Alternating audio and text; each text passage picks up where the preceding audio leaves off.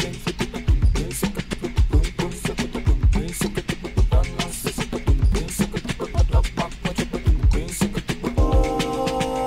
Legacy project came about because in all my years that I've worked in Liverpool, I was very interested to find out what young people thought of African music.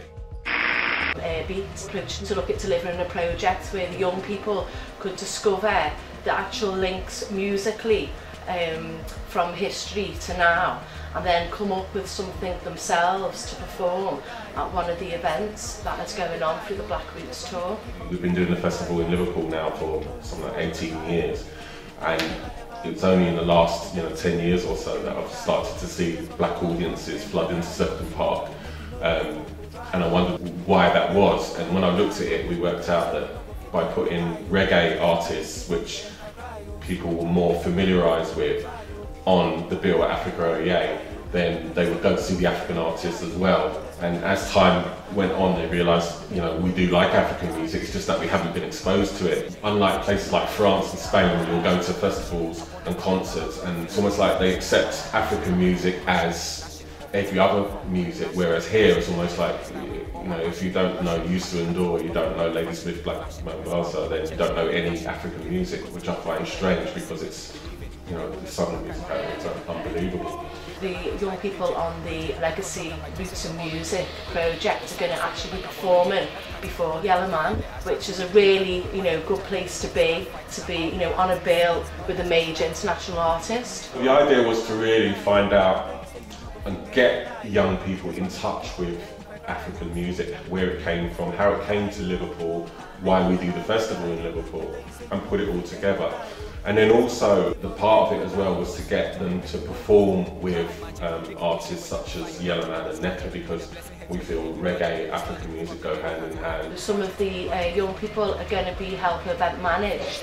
Mika, the new Mobo winner for African music, going to be event managing her event here again at the Picket, which is on the 27th of November.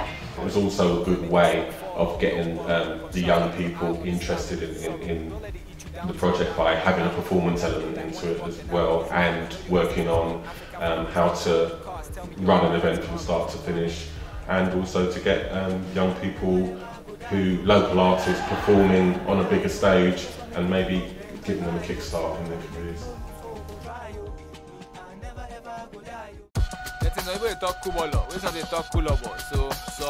Check it. Yo, one love and quick one and say one best satin and say, bringing you something fancy. These Hardy boys do Nancy. And the Legacy project has been a musical journey from Africa, and how music has travelled via the slave trade to Liverpool, via America, the West Indies, and how all music has been influenced by African music. Where does black music come from? The name, or? Where does black music come from? Just tell me. Come on, what? Music, yeah, is culture, and culture is about what? People? Come on, good. Keep them coming. It's about race, it's about people, it's about history, it's about personal experience, and when we talk about sociology, we're talking about groups of people and that. It's culture. It's about how people live, the values, what they've done, where they're going, and so on and that. Like it's a living thing, culture. Yeah. So what people basically did was translated that African culture into playing guitar and stuff like that. We listened to blues. It was more like rap in a way. Do you know what I'm saying when you think about it? Because it wasn't a melody in a European sense so much. Do you know what I mean? It was someone talking then, which came from another African rhythm again. You listen to some of it. Some African music like Salif Keita and people like that, you can hear how that's become what is now blues. Chicago became the center for African American music, and that's where you hear of people like Bo Diddley, Muddy Waters. They're all in that film. Howlin' Wolf. They gave themselves, great names, And the music they were playing then, was, you know, was music like, you know, like.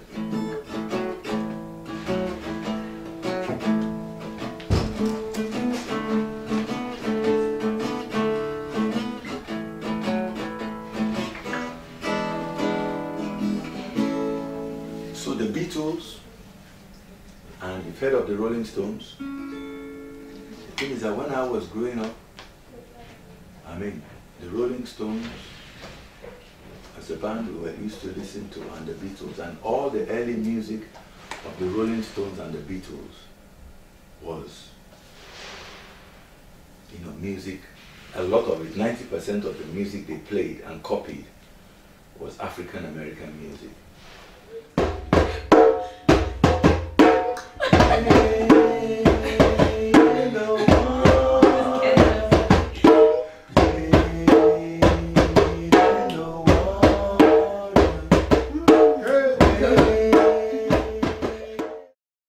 The session with Ben, we were just learning about how traditional African music and like how that influenced modern day music and where that's come from and like where most modern day music's come from. It's dead interesting. You just get to learn more about what African music is about and, you know, stuff and where it comes from and all that. So it's just interesting to see like how music's developed, if you know what I mean, like how art, like all aspects of art have come from like African roots and how it's like we've developed it and called it our own kind of thing, and how we call it new when it's been done before in a different country.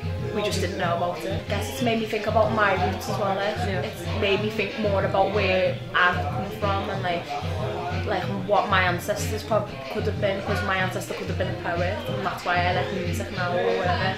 It's just interesting to think about it. My name is Curtis Lynch and I'm a dancehall reggae producer. We put together like a few beats, one with Yellow Man in mind and the other one is more of a group vibe for the whole class, Legacy. And yeah, no fun. More of a dancehall, like happy bounce kind of thing.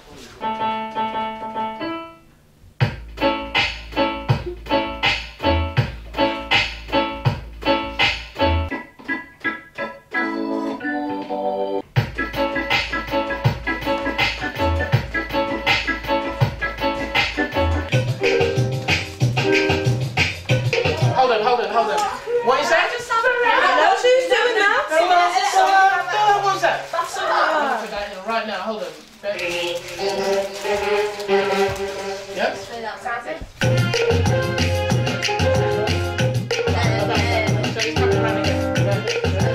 Are you writing lyrics for this song already? Music from a place where I go home. I'm living a legacy of my own. Music from a place where I go home. Legacy. I'm living a legacy. Legacy.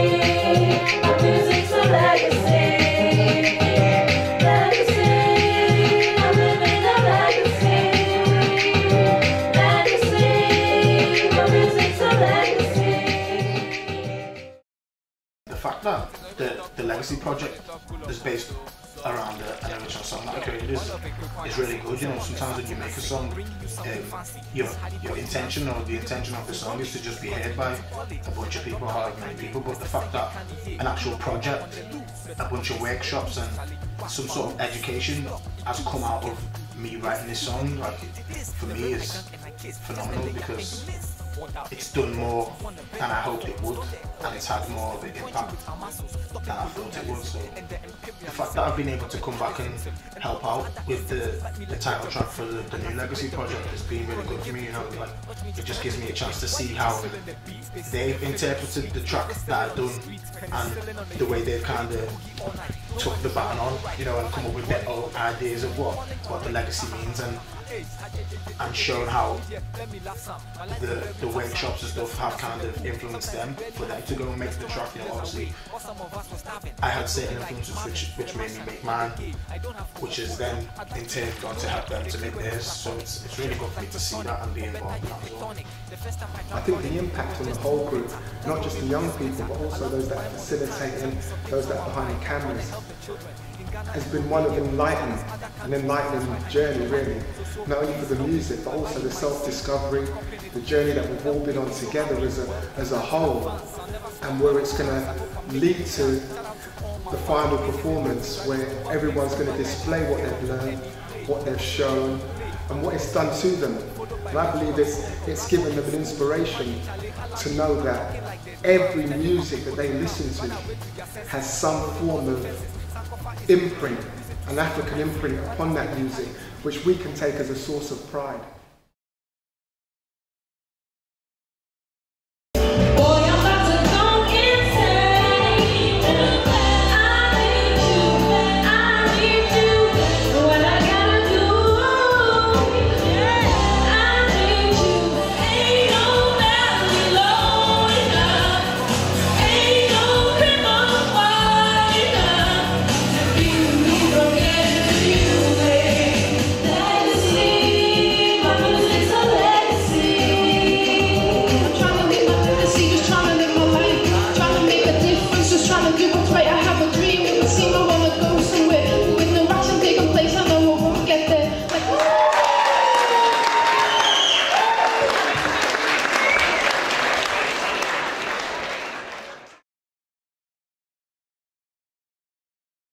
As a part of the Legacy project, I'm helping to do the event management for the NECA performance on Friday. The first actual thing that you've got to sort out is obviously your artist, what artist you're going to program now.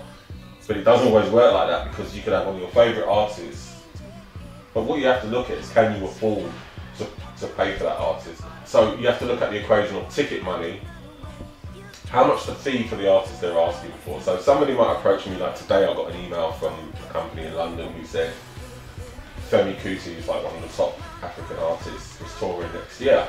Now even though he's one of my favourite artists, I know for a fact that his fee is going to be very, very expensive. So it couldn't happen in the picket, because if it was in the picket you'd need, the capacity of the picket officially is about 350.